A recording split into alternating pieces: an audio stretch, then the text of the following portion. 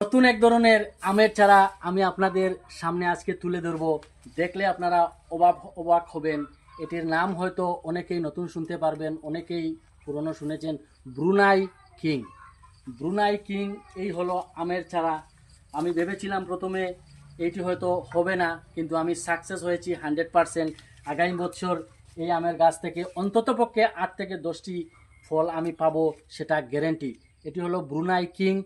এই আম বছরে দুইবার ধরে থাকে। এক একটি আমের ওজন 4 থেকে 5 কেজি হয়। আপনারা নেটে সার্চ করে দেখতে পারবেন ব্রুনাই কিং। এটি বছরে দুইবার ধরে থাকে এবং একটির ওজন 4 থেকে 5 কেজি হয়। এই দেখেন আমের চারা।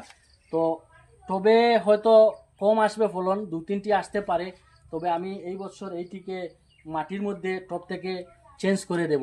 এই ধরনের ভিডিও পেতে সবাই সাথে থাকবেন এবং কমেন্ট করে জানাবেন ভিডিও কেমন লাগলো। ভালো লাগলে লাইক করে জানাবেন। সকলকে ধন্যবাদ।